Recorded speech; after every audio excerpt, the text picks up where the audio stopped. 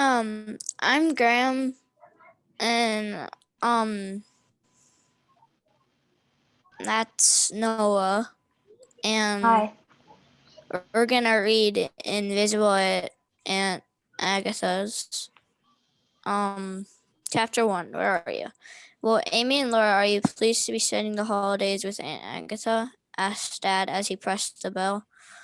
Yeah, cried my little sister Laura, jumping up and down on the steps. I can't wait to see your latest inventions. Aunt Agatha was our favorite aunt. She was an inventor and had a workshop at her house. She made all sorts of amazing machines, like a bathtub that washed you from head to toe, a machine that tied laces, and a swimming costume that could push you through the water.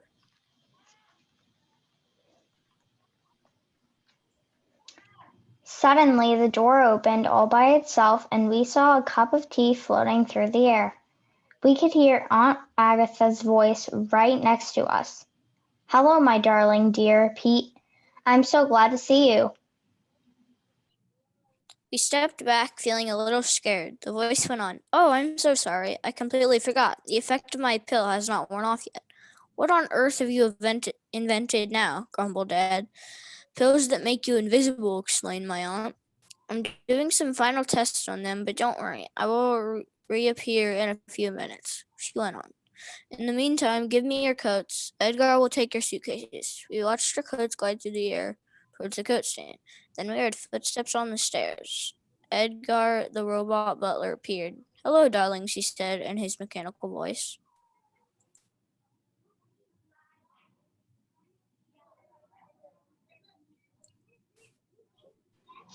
Suddenly, Laura shouted, You're starting to become visible now, Aunt Agatha. My aunt's dress was beginning to appear at the bottom of the stairs. Aunt Agatha chuckled. Just as well. Now I can hug you without scaring you. This is a madhouse, moaned my father. By the way, Agatha, it's not very warm in here. Don't you have a heating on? I hope Amy doesn't catch a chill. She already has a cold. I'm having to save money at the moment, said my aunt, who is now completely visible. My recent inventions didn't sell very well. She put a hand on my father's shoulder. But don't worry about your daughters, Pete. I have made some self-heating jumpers that are absolutely marvelous. Dad slipped a box of cough sweets in my pocket and whispered, Here, Amy, take these if you start to cough a lot. Chapter 2. Mystery and the Pills. When Dad had left, Aunt Agatha pulled 2 orange and purple knitting jumpers out of the cupboard. My sister put hers on and whispered, I'm so glad we don't have to wear these to school. I know, but they're perfect for this house. It's freezing here, I said, already feeling a comfortable warmth as I put mine on.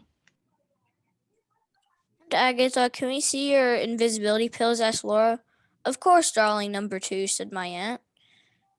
Pleased to be asked. She led us to her laboratory and pointed to a box sitting on her desk. There are more than 20 pills in here, all ready to sell. Who are you going to sell them to? I asked my aunt in a mysterious voice. I was contacted by the Secret Service, but I can't talk about it just yet.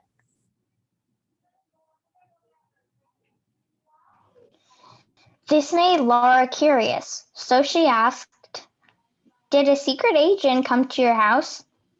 Aunt Agatha looked at us both, not sure whether to say anything.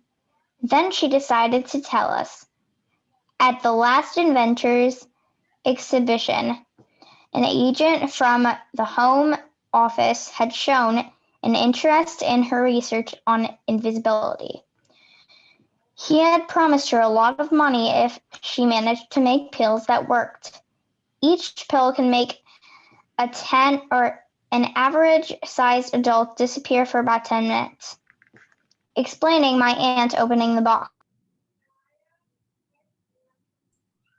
Aunt Agatha held out the box to us.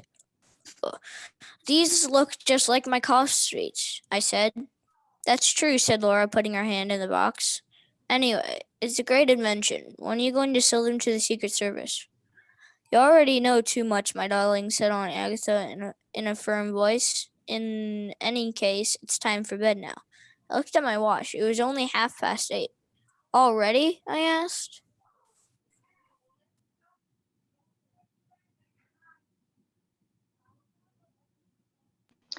My aunt sounded a bit nervous as she answered, "Well, yes, but you must go to bed early tonight. I need to be alone. And guess what? There's a surprise waiting for you in your room." A few minutes later, Edgar took us up to the first floor. "Special new beds, darlings," he announced, opening the door to our room. A huge bed hung from a swing frame, hanging up nearly the whole room. Laura and I jumped straight on it. As the bed began to swing, the duvet started playing all sorts of lullabies. Duet sings any old thing, said Edgar as he left the room. Not quite right yet. Sleep well, sleep, sweet darlings. The duvet was singing Twinkle, Twinkle, Little Star to the tune of Rockabye Baby. It's a bit early to go to sleep, don't you think, Amy? Said Laura. Aunt Agatha usually lets us watch TV until at least 10 o'clock. I said, I wonder what she's up to this evening.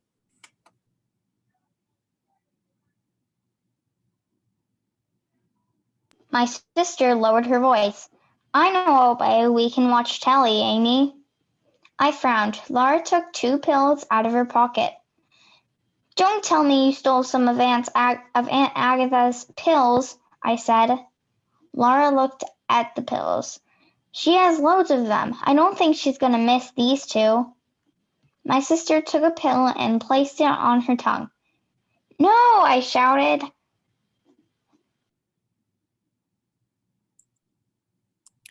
As soon as Laura shut her mouth, she disappeared. Then I saw a pill floating towards me. Laura's voice said, Go on, Amy, take it. It will be fun. It was so tempting. I took the pill and swallowed it. Laura shouted, Wow, you've already disappeared, but it has not worked for me yet. Yes, it has, Laura. I think I know what's happening. You can still see your own body, but I can't see it. I looked at my hands. I can still see my own body, too. Weird. Chapter 3: Very Secret Agents. We went downstairs, clinging on to each other so that we would not get separated. We got to the bottom of the stairs and slipped into the sitting room. "Aunt Agatha is not here." "Perfect," said Laura, switching the TV. We sat next to each other on the sofa. A police drama was just starting. But after a few minutes, the front doorbell rang. Aunt Agatha came in from the kitchen and walked across the sitting room. Oh, she said, the telly is still on. She switched it off and hurried to open the front door. Oh no, sighed Laura. That program was just getting exciting. She stopped talking as we could hear voices in the hall. Come into the sitting room, gentlemen, said Aunt Agatha. I'm worried that we will make too much noise out here. My two nieces are asleep upstairs. A man's voice said, "I hope they don't know about your invention." "No, well, not really," said Aunt Agatha. She was now in the sitting room with 2 men. One of them was huge, with a mustache. He was wearing a uniform. The other one was smaller and thinner. He was wearing a raincoat and carrying a briefcase. The man with the briefcase said to my aunt, Well, madam, I am very pleased to see you again. Oh, I almost forgot. This is Christian Vital, my colleague from the Secret Service. Did you manage to make the invisibility pills that the Home Office asked for? Yes, said my aunt with a big smile, and they worked perfectly. Make yourselves comfortable while I fetch them from my lab. It will only take a minute. The 2 men walked towards the sofa. I could hear Laura's breathing getting faster right by the ear. They almost sat on our knees, but in the end they chose the armchairs. "You're right, Oscar," muttered the one with the mustache. She doesn't suspect a thing. I've never met anyone so easy to fool," said the other man. "She swallowed my story about the Secret Service without asking any questions. You'll see. When we give her the false letter, she will definitely fall for it." I had to stop myself from calling out angrily. While the men walked on in quiet voices, two terrible thoughts crossed my mind. One was that I could feel a sneeze coming. The other was that Laura and I had been invisible for at least 10 minutes. If we started to become visible again in the sitting room, what would happen? I was distracted by my aunt coming back in the room. She was waving her pillbox proudly in the air. "Do you want to test them?" she asked the two men.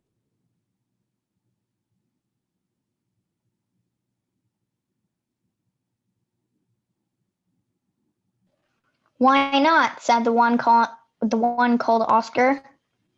"One of us could give it a go." "Then I think it should be you, sir," said my aunt to the big man with the mustache. "The pills last different lengths of time depending on who swallows them. You will be visible for a few minutes." My aunt held out a pill to the man with the mustache. She said, I have worked out on the effect, and it can last at least more than half a day for a child who weighs around 30 kilos. Phew, I thought, feeling relieved. The man took the pill and immediately became invisible. "You are amazing, dear lady," said Oscar, flattering my aunt. "Your research will revolutionize our spying technique." "What? Have I already disappeared?" asked the invisible man. "But I can't see any difference. I can still see my hands and legs." Aunt Agatha explained that each pill created powerful invisibility rays, but that the user in the center of the rays could still see his or her body. "Well," said the voice of the man with the mustache, "as my colleague says, it's amazing. I'm glad you are pleased with my pills," said Aunt Agatha modestly. "So now we can complete the deal. You told me on the iPhone that you would bring me the sum of the money I asked for this evening." The small man gave a little cough and said, "The check will be sent to you from the Home Office straight away. We have a letter signed by the minister himself," said the voice of the huge invisible man. I could see that my aunt was disappointed. "Oh, well," she said, "I suppose I'll just have to wait then." "Well, dear lady, we'll not waste any more of your time," said Oscar in a sickly, sweet voice. The bigger man's jacket was beginning to become visible again. The two the two men got ready to leave. They took the box of pills, and my aunt went with them to the front door. Laura whispered just beside me, "We must follow them, Amy. Come on."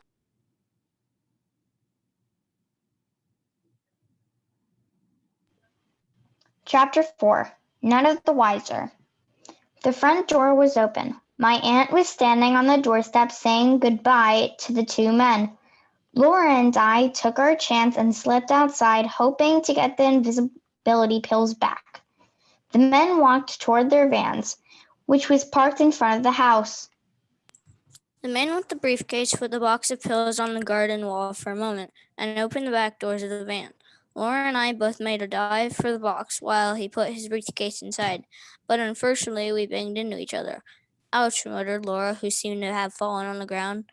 By the time I recovered, the man had already picked up the box.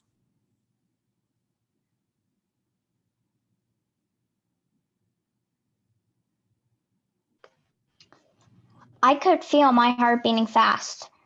Just before the van closed, I put my hands to find Laura. I grabbed her by the jumper and pulled her into the van. We crouched right at the back. A moment later, the van started up. Are you crazy? Groaned my little sister. Shush and listen, said Laura.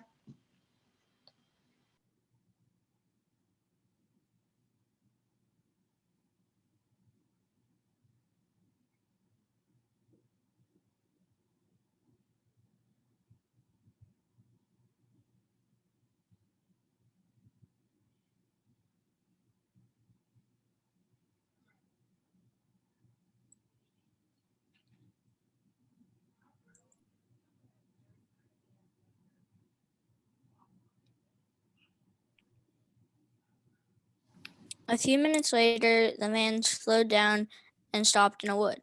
We were not far from a large building. The two men got out of the van. One of them grabbed a pair of the wait. The two men got out of the van. One of them grabbed a pair of binoculars and pointed them at the walls surrounding the buildings. It's Workaday Prison, I murmured. Quick, let's get out, Laura. We pushed the back doors of the van open a little and slipped out. The two men were a few paces away from us. We tiptoed around behind the van. Suddenly I had an idea. My cough sweets, I whispered. They're still in my pocket. I'll try to put them in the pillbox instead of the invisibility pills. Brilliant, whispered Laura. My heart beat quickly as I slid onto the driver's seat. The box was on the dashboard. I checked that the two robbers were still busy. I grabbed the box and quickly swapped the pills. Then I got out of the van as fast as I could, just in time as the men were heading back toward us. Right, let's go, said Oscar. You take the rope and I'll bring the pills. We followed the men silently as far as the prison. We positioned ourselves near the wall. The large man with the mustache taped his friends on the back. Don't forget to take the pills regularly so that you don't become visible, he said quietly, and remember to keep some for George. Yeah, sure, said Oscar. Go on. You get in the van and be ready to make a quick getaway. If everything goes smoothly, I should be back in less than 15 minutes. The man went back into the van. Then Oscar opened the box of pills and swallowed one. Next, he threw the rope up over the prison wall. It hooked onto the top over the barbed wire. The man quickly climbed up the rope. We watched him leave himself onto the top of the wall and then scamper along it. Someone will notice him any minute, said Laura.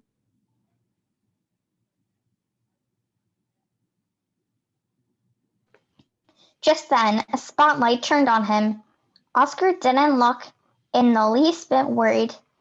He even thumbed his nose in the direction of the light.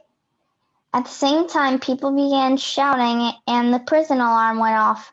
The robber looked surprised. The large man with the mustache ran toward the prison wall and swore when he released his friend, he was clearly visible.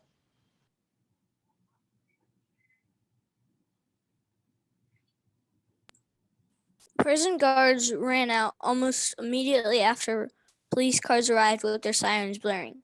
Police officers got out of the cars with guns in their hands. The big man tried to run away. He came toward us, not a very good idea, as I put out my invisible foot and tripped him up. Chapter 5, Edgar's Mistake. Two police officers were putting handcuffs on the big man when a third one pointed at us and shouted, "Look at Laura," and he noticed her jeans and her bunches were becoming visible. We were soon surrounded by a group of police officers. "What's all this?" asked the man who seemed to be in charge. "They're ghosts!" "Ghosts!" stammered one of the police officers.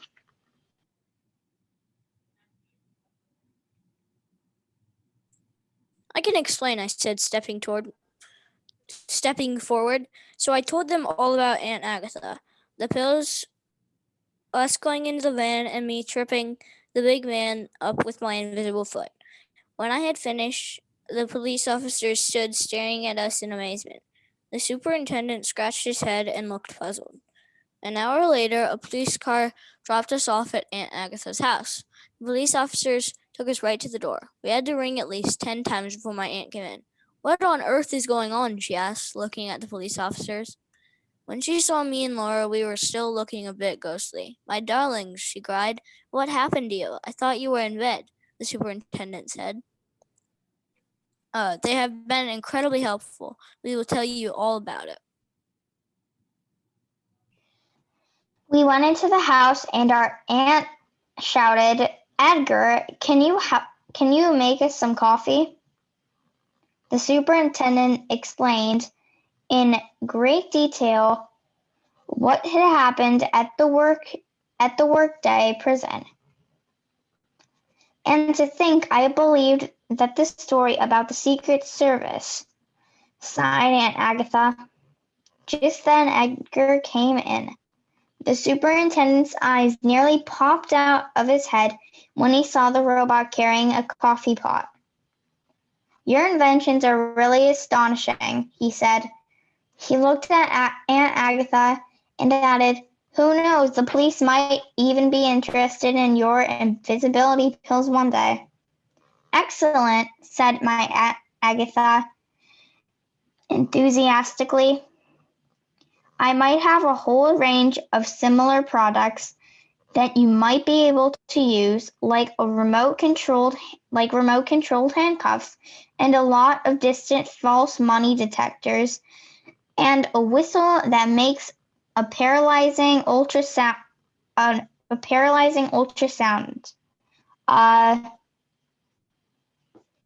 Just Just then, then, Edgar's elbow got stuck, as it often does, and he poured burning coffee all over the superintendent's shoes.